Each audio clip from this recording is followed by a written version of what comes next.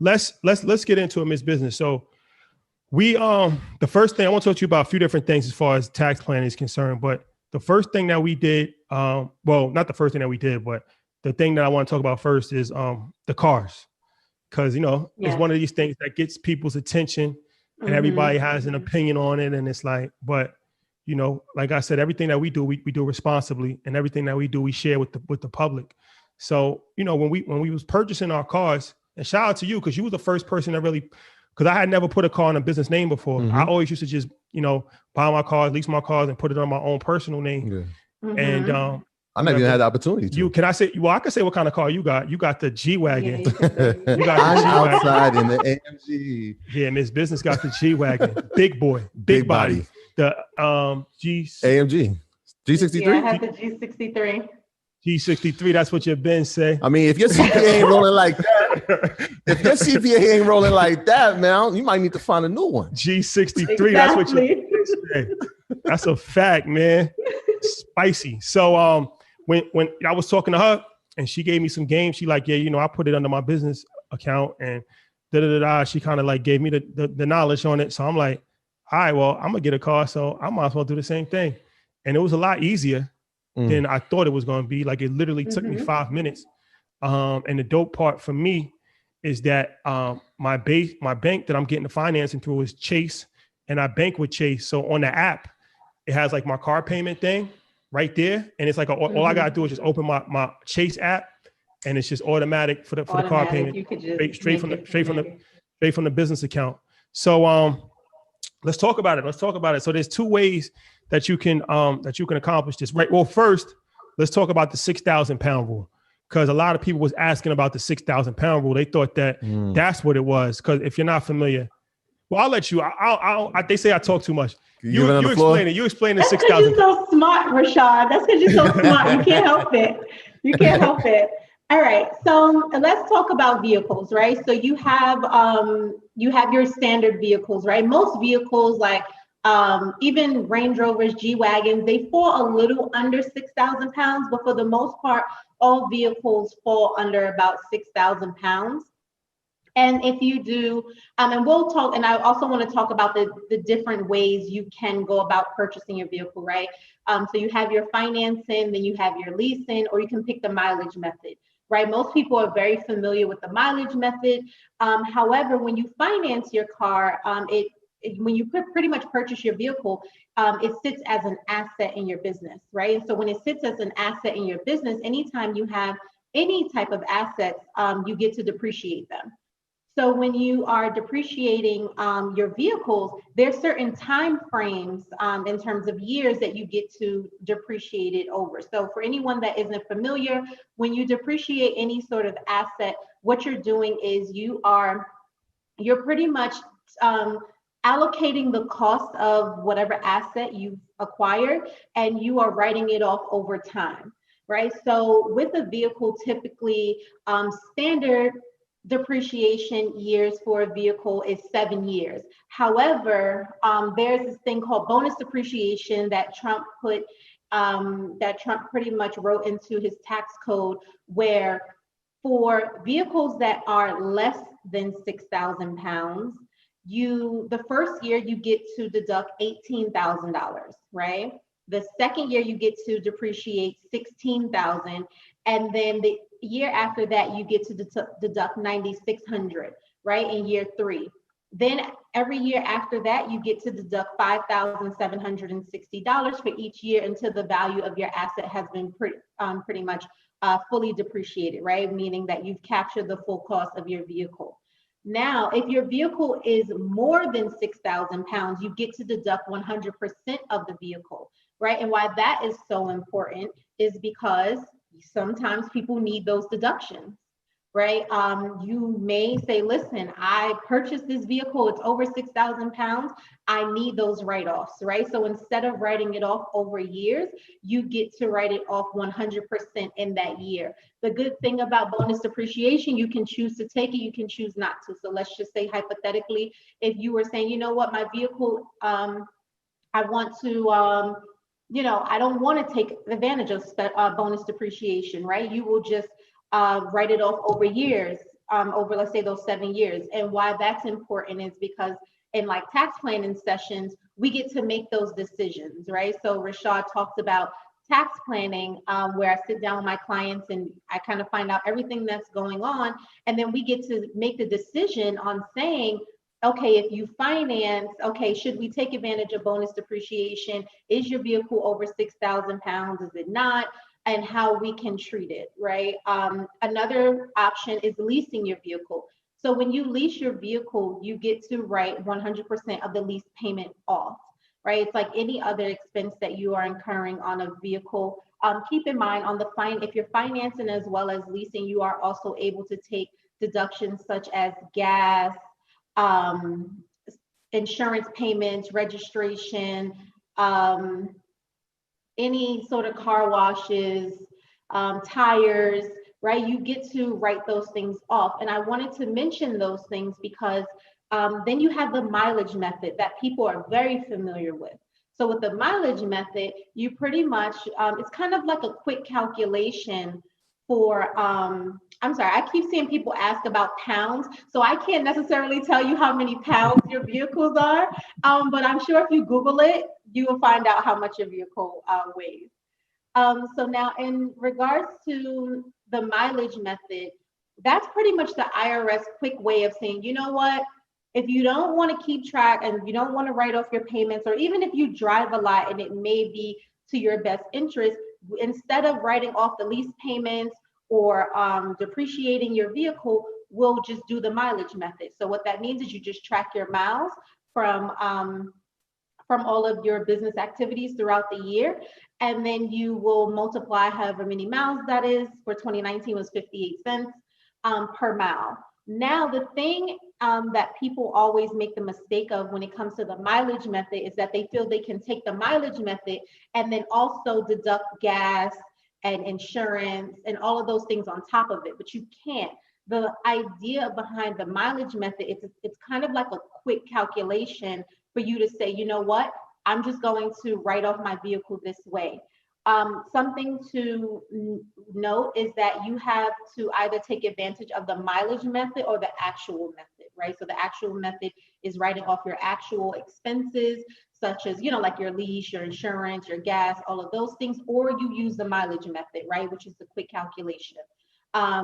So I don't think I have any more to really say. No, real quick, because as I'm listening to you say, and from a CPA standpoint, is it best that, like, if I have a credit card, I allocate that credit card specifically to all those things, right? So that makes it easier to make for bookkeeping.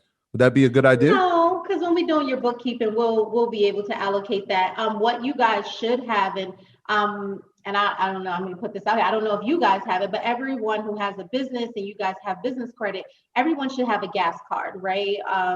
So if you guys don't have gas cards, you should get gas cards. A card for gasoline? Yes, but it's strictly under your business name. So they base it off of your business credit, and that's how you qualify for the gas card. So like I have BP, Shell has gas cards. There's a few different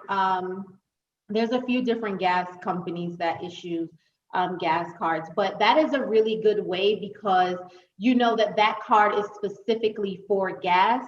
There's usually like you'll get a like reduced rates, and then it's a really good way to just kind of keep track of it and build your business credit at the same time. So that's really good. I didn't even know about the gas card. I learned something. I just learned something just now. Gotta call my CPA tomorrow on Friday. You learn something every day. You learn something every day. So you shouldn't be getting gas because like right now I'm getting gas just on my regular credit card. I shouldn't be doing that. Everything should be under your business name, and that's something very important. So when you say under your credit card, is it your personal credit card or a business credit card? The gas is my personal credit card. Personal. So yeah, you need a business credit card. So it should either be under your business gas card or your business credit card. And I'm glad that you said that because that is the number one struggle that I have with business owners is that we commingle our funds, right? We take our personal funds, our personal credit, and we pay for things on the business side. And we have to start looking and treating our businesses like separate people, right? Like you would never come and pay my bills. I would never come and pay your bills, right? And you just have to kind of look at your entity like that as well, right? Like your entity has their own, has its own legal name. It has its own EIN number that acts as a social security number, right? So you definitely should not be paying for your gas. Now that you have the car under your business, you should not be paying for your gas under your personal card. Okay, so I'm happy that you said that. Noted. Okay. I appreciate that. So I should be paying for it for either a business credit card or a business debit card. Yes. What about any other expenses that might come with the car? Everything should be paid. Everything should be under your business. That car now belongs to your business. So look at it as though like my car, right? Like if I needed tires, you wouldn't come and be like, you know what, I'm going to pay for that. That's kind of like what you're doing. I mean, unless you just wanted to give me like, be nice and generous. But, you know, ideally, that's how I like to explain it to people. You know, you just have to separate everything out. That car is not your car. That car is the business car. So you want to take care of all of the expenses underneath the business, maintenance, you know, car registration, inspection, everything related to the car should be under the business name. Got it. And yeah, so the 6,000 rule, the Range Rovers range from 4,900 pounds to 5,745 pounds. So the Range Rover is just underneath 6,000 pounds. So that's why we did the we're doing this. We're doing standard or actual? You're doing actual, right? Actual. You guys are gonna do actual, and you're gonna write off your payment. Right. So that's why we did actual. Yeah. But what we are using the 6,000 pound rule for is our truck. Big truck. The big truck, not the Range Rover. Not that truck. Not the real truck. The trucking company. 18-wheeler. So yeah, you want to talk about that? Yes. So that is definitely a really good perk for my people that get into trucking, where you are able to write off 100% of the vehicle cost. So again, you may need, starting up that business, you may need to write that vehicle off 100% in that year. But again, let's say if we sat down and we were like, you know what, if we kind of take the entire cost of the vehicle, that may put us in a negative. Depending on what you're trying to do, you may try to qualify for a home, you may be trying to go for a loan, right? You may not want your, even though when they do loans, they add back depreciation, but you may not want to exhaust all of that expense for 2020. You may want to kind of keep it on the book so that you can exhaust it over time, right? And that is what's extremely important. And that's why it's important to have these conversations, right? So there's a couple things that I pointed out so far that you need to have a conversation. You need to understand if you're going to do the actual method or the mileage method. You also need to understand if you're going to take advantage of bonus of depreciation or you're not, right? And so those conversations have to be had, and they have to be had ideally before the year is over, right? I have so many clients that I engage, and they're like, yeah, only time I talk to my accountant is January through April. But now that you guys have businesses, you have trucking companies, you real estate, whatever it is, you can't wait until the next year to talk about taxes. It's a fact. It's extremely important. And I feel like there's so much stuff that people don't know. Like, you know what I'm saying? It's like, even I didn't know about that, the gas card. Yeah. And I'm a financial advisor. So there's so much information out there. And it's like, if you're not properly educated, you can make mistakes. And like I said, it's a lot easier than I thought it was going to be. All you need is the EIN number.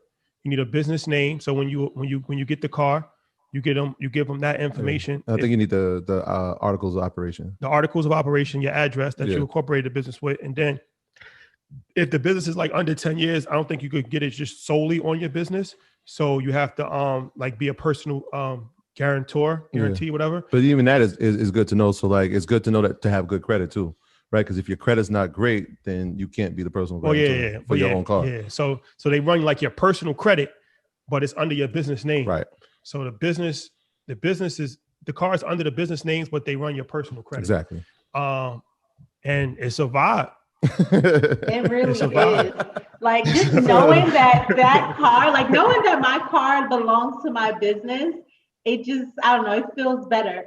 But just to kind of piggyback off of what you guys were saying, it's really important. One, yes, your credit needs to be in shape, right? You have to have your credit together.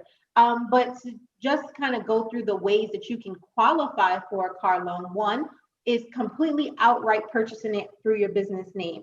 However, you're not going to be able to outright purchase it under your business name if one, you don't have established credit or you've never had any big loans, right? So for me, that was the scenario where I had some business credit. I had the taxes, right? So they should be asking for taxes. They ask for your bank statements, right? Because ideally, just how you need to qualify for the loan, they want to see what's going on your business end. So you have to show them bank statements. You have to show them tax returns. But that may not be enough, even if you have the income side, because what they may want to say is, okay, we can't really trust you to give you this big loan because you've never had a loan exclusively in your business name. So that's when you as the individual have to come in and back the business, right? And that can be done in two ways. You can either come in as a co-signer, which you guys were just talking about, or co-applicant, right? And so those are two different things. Like I went in as a co-applicant. I'm not sure if you guys went in as co-signers or co-applicants, because it's kind of like the difference is that a co-signer, like it doesn't show up on your personal credit, right? But a co-applicant, it does show up, right? It shows up on my personal credit because it's almost like me and my business, we went into the loan together. So that's why it's showing up on my business side as well as my personal side.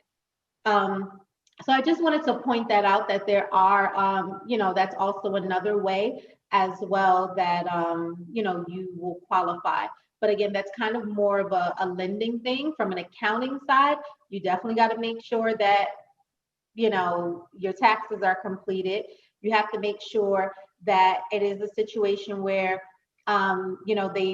some lenders may request a profit and loss statement, i.e. you'll need to make sure that your bookkeeping is in place, which a lot of business owners, that's like the first thing that they neglect is their bookkeeping. So just being financially set so that you can position yourself to not only save on taxes, but like really build your business credit. All right, we got a few questions for you, Miss Business. But before we go to the questions, everybody on YouTube, if you could be so kind to hit the like button, greatly appreciate it. And for people that might just be tuning into YouTube that might not know what's going on here. So as I said, EYL University is our educational platform. So we have 70 archived classes, and then we have weekly classes every single week on different topics from different presenters, everything from how to start a marijuana business to car insurance to real estate to taxes. To taxes, everything. And then we have monthly financial planning calls with me. We have bi-weekly real estate calls with MG the Mortgage Guy. We have the book club ran by you, movie club ran by you. Yep. Private Facebook group. So it's the whole community. It's not an investment club. It's not an investment tips. It's the actual university where you learn. And we're going to actually open our trade department, God willing, in 2021 with the HVAC and like plumbing and stuff like that to try to teach people that. Skills, so man. Skills is very important. Skills is very important. Yeah. So once a month we do what we call open enrollment to just like open it up to the public and then just, show it and you can, see for yourself. So right now for Black Friday, to the end of Black Friday, we're running a 50% off sale on an annual membership, which is $333. Something like that. Yeah, for the year. $333 for a year. It's like, I know there's a bunch of people that's like waiting for 9 o'clock to get that PS5. Sure. This is like, less than your PS5. No, it's close to this is less than that. So I'm gonna put the link in here. The link is also in the description. So if you wanna do it, the code is EYL50, and you go to EYLUniversity.com and you get 50% off, a couple $100, less than a night out in Atlanta. That's the only place. Atlanta's the only place that's open, so that's the only thing I could really say. That's a big ain't no other place open. But part of EYL University is that we get question and answers. So Market Mondays is kind of like a case study in that. But this is what we do every single week, where we bring an expert in the field and then people get to ask them questions. My graduates from my school being Forbes, backdrop, Bag drop. A mic drop. Bag drop. Bag drop.